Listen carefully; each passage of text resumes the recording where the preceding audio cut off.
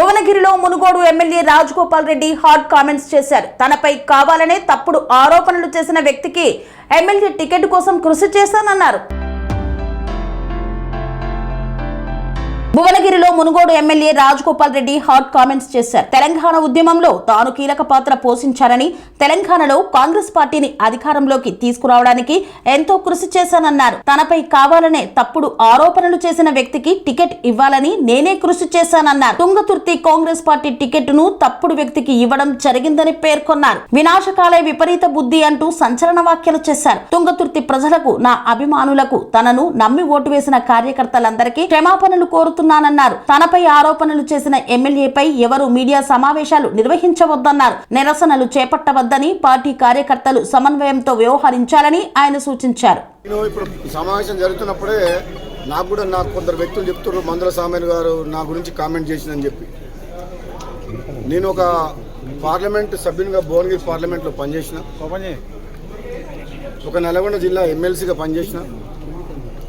2014లో కోమటిరెడ్డి వెంకటరెడ్డి గారి గెలుపు కోసం అని చెప్పి ఆ రోజు ఏఐసిసి నన్ను పార్లమెంట్ ఇన్ఛార్జిగా పెట్టినారు. అప్పుడు కూడా వెంకటరెడ్డి గారి గెలుపు కోసం కృషి చేసిన.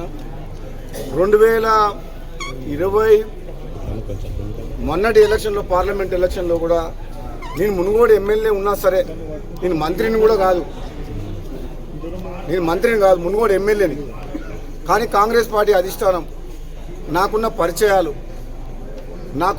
నేను అంత గతంలో చేసిన సేవ దృష్ట్యా ఈ కాంగ్రెస్ పార్టీ బలహీనంగా ఉన్నప్పుడు భువనగిరి పార్లమెంట్లో ఆనాడు 2009లో మహాకూటమి వ్యతిరేకంగా 1,40,000 మెజార్టీతో పార్టీలకు అతీతంగా కూడా నేను గెలిచిన.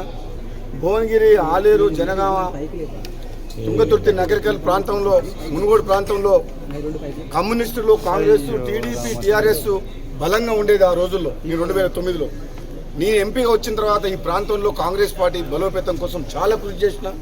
ఎంపీగా ఆనాడు తెలంగాణ ఉద్యమంలో ఉండి పార్లమెంట్లో కొట్లాడి తెలంగాణ రాష్ట్రాన్ని సాధించిన అందరు ఎంపీలతో పాటు నేనొకరిని కూడా గొంతు వినిపించి తెలంగాణ రాష్ట్రం తీసుకురావడమే కాక ఆనాటి నుంచి కాంగ్రెస్ పార్టీని బలోపేతం చేసి కాంగ్రెస్ పార్టీ అభ్యర్థుల గెలుపు కోసం కృషి చేసిన.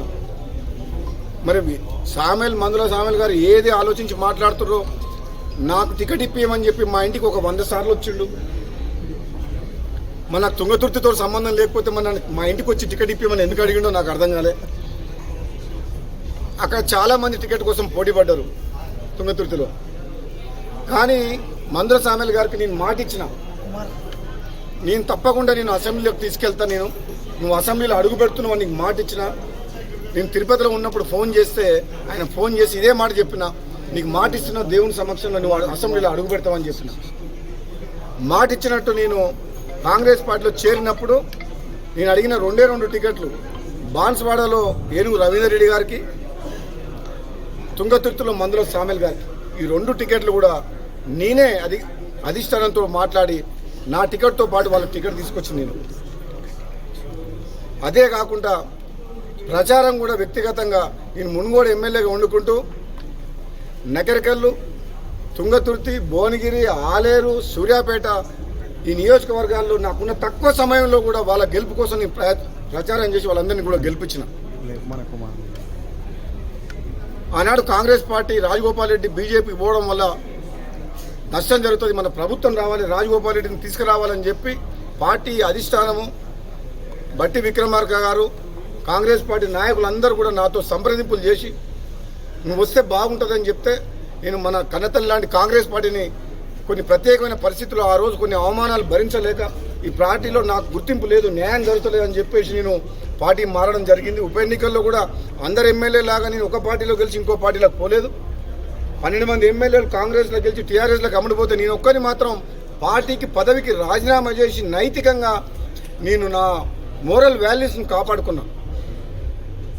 కొద్ది తేడాతో ఓడిపోయినా సరే నేను మళ్ళీ కాంగ్రెస్ పార్టీ ఆహ్వానం వరకు వచ్చినా, మళ్ళీ అఫీషియల్గా కూడా నన్ను ఇన్ఛార్జ్ పెడితే నేను గెలవడమే కాదు, ఎమ్మెల్యేల గెలుపు కోసం కృషి చేసిన వ్యక్తిని. ముఖ్యంగా సామేల్ గారికి మర్చిపోయిండేమో, తుంగతుర్తితో ఏం సంబంధం అంటుండు. తుంగతుర్తి టికెట్ ఇప్పించిందే నీకు నీ గెలుపు కోసం కృషి చేసి నన్ను చూసి నన్ను నమ్ముకున్న కార్యకర్తలు 1000 మంది వాళ్ళ సొంత డబ్బులు ఖర్చు పెట్టి నిన్ను గెలిపించిండు. కానీ ఈరోజు నువ్వు గెలిచిన తర్వాత నా గురించి అట్లా మాట్లాడుతున్నావు అంటే నీ గురించి ఇంతవరకు ఎప్పుడెప్పుడు నేను తప్పు మాట్లాడలేదు. మందుల సామెత గురించి ఎమ్మెల్యేని గౌరవించుకోవాలి, కాంగ్రెస్ పార్టీని కార్యకర్తలను కాపాడుకోవాలి అని చెప్పడం చెప్పింది జగ్గారెడ్డి గురించి. ఈ మండల కాంగ్రెస్ని పెట్టాలి, ఆ మండల కాంగ్రెస్ పార్టీని పెట్టాలని చెప్పలేదు. రాష్ట్రంలో కాంగ్రెస్ పార్టీ కార్యకర్తలు కొన్ని నియోజకవర్గాల్లో కొత్తగా వచ్చిన నాయకుల వల్ల ఇబ్బంది పడుతుండ్రు. మొదటి నుంచి కాంగ్రెస్ పార్టీ నమ్ముకున్న కార్యకర్తలకు అన్యాయం జరగవద్దు అని చెప్పి గాంధీ భవన్ సాక్షిగా చెప్పినా, మళ్ళా ఇప్పుడు చెప్తున్నా, తుంగతుర్తి నగరగలు కాదు రాష్ట్రం మొత్తంలో తెలంగాణలో ఉన్న కాంగ్రెస్ పార్టీ కార్యకర్తలను కాపాడుకోవాల్సిన బాధ్యత నాలాంటి వ్యక్తి మీద ఉన్నది. తెలంగాణ ఉద్యమంలో రాజీ లేని పోరాటం చేసిన మేము మళ్ళా నిజమైన కాంగ్రెస్ పార్టీ కార్యకర్తలను కాపాడుకుంటూ ఎంత దూరమైనా పోతాము. నిన్న మొన్న వచ్చిన లీడర్లు కాంగ్రెస్ పార్టీలో టికెట్లు తీసుకొని ఎమ్మెల్యేలు ఎంపీలై పదవులు తీసుకొని కాంగ్రెస్ పార్టీ కార్యకర్తలను ఎక్కడ ఇబ్బంది పెట్టినా ఊరుకునే ప్రసక్తే లేదు. ఈ ఆయారాం గయారాంలకు భయపడేది లేదు.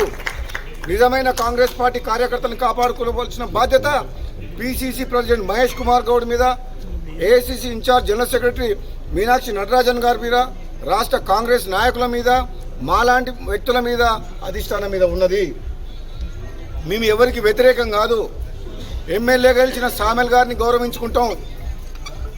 ఇతర పార్టీల నుంచి వచ్చిన ఎమ్మెల్యే ఎంపీ కడియం సిఆర్ కూతురు వచ్చింది, టీఆర్ఎస్లో గెలిచిండు. కడియం సిఆర్ బిడ్డ వస్తే టికెట్ ఇచ్చి ఎంపీ చేసినాం. గవర్నమెంట్ వచ్చిన తర్వాత అంటే కాంగ్రెస్ పార్టీ ఆహ్వానించింది, వచ్చిండు, గెలిపించుకున్నాం కడియం కావ్యని. వాళ్ళందరికీ మేము వ్యతిరేకం కాదు, వాళ్ళందరినీ గౌరవించుకుంటాం. కానీ ఒక్కడి మాత్రం నిజం, కాంగ్రెస్ పార్టీ కార్యకర్తల గెలుపుతో కష్టంతో రెక్కల కష్టంతో గెలిచి మీరు మళ్ళీ కాంగ్రెస్ పార్టీ కార్యకర్తల మీద మీరు కేసులు పెడతామంటే మాత్రం ఊరుకునే ప్రసక్తే లేదు. మీ పదవి ఎవరు అడగటం లేదు, మీ గౌరవం ఎక్కడ తగ్గించడం లేదు.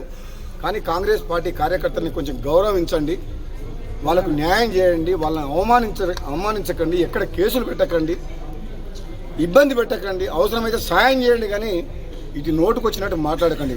నా గురించి మాట్లాడిండు మందుల సామెలు అంటే నాకు ఒకటే సామెత గుర్తొస్తుంది, వినాశకాలే విపరీత బుద్ధి. నాలాంటి వ్యక్తి నీకు టికెట్ ఇచ్చి గెలిపించిన వ్యక్తి గురించి నువ్వు మాట్లాడుతున్నావు అంటే ఇప్పుడు నీ గురించి నీ విజ్ఞతకే వదిలేస్తున్నా. తుంగతుర్తిలో ఉన్న కాంగ్రెస్ పార్టీ కార్యకర్తలందరికీ ఒకటే మాట చెప్తున్నా, నా అభిమానులకు, నా పిలుపు మేరకు సామెల్ని గెలిపించిన మీరందరికీ కూడా నేను క్షమాపణ చెప్తున్నా. ఒక తప్పుడు వ్యక్తిని తీసుకొచ్చి టికెట్ ఇప్పించినా అని చెప్పి నాకు అర్థమైంది. మీకు క్షమాపణ చెప్తున్నా. ఈరోజు ఎవరైతే బాధపడుతున్నారో ఆ ఎమ్మెల్యే వల్ల వాళ్ళందరికీ నేను క్షమాపణ చెప్తున్నా. మీరందరూ కూడా సహనంతో ఉండండి, మీరు తొందరపడకండి. నా గురించి ఎవరు ఎన్ని మాట్లాడినా, మందుల సామెల్ గారు ఎన్ని మాట్లాడినా మీరు రియాక్ట్ కాకండి. మీ ఎమ్మెల్యేని మీరు గౌరవించుకోండి, మీ ఎమ్మెల్యేని మీరు గౌరవించుకొని ఆయనకు సహకరించండి. మీ నియోజకవర్గాన్ని అభివృద్ధి చేసుకోండి, కాంగ్రెస్ పార్టీని బలోపేతం చేసుకోండి. మీరు భయపడకండి, కాంగ్రెస్ పార్టీ మీ వెంట ఉంటుంది, మిమ్మల్ని కాపాడుతుంది.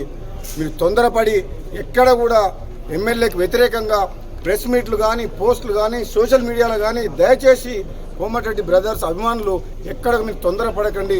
నేను ఆయన ఎమ్మెల్యే విజ్ఞతకే వదిలిస్తున్నా కాబట్టి దయచేసి అర్థం చేసుకొని రాబోయే రోజుల్లో కాంగ్రెస్ పార్టీ కలిసికట్టుగా ఉంటందుకు, సమైక్యంగా పనిచేసేందుకు, మళ్ళీ అధికారంలోకి వస్తేందుకు, మనం రాహుల్ గాంధీ గారిని ప్రధానమంత్రిని చేసేందుకు మనం ఐకమత్యంతో పనిచేస్తాం. కానీ గ్రూపులుగా విడిపోయి మనం కొట్లాడి బీఆర్ఎస్ పార్టీకి లాభం అయ్యే విధంగా మీరు చేయకండి అని చెప్పి కాంగ్రెస్ పార్టీ కార్యకర్తలకు చెప్తున్నాం. Thank you.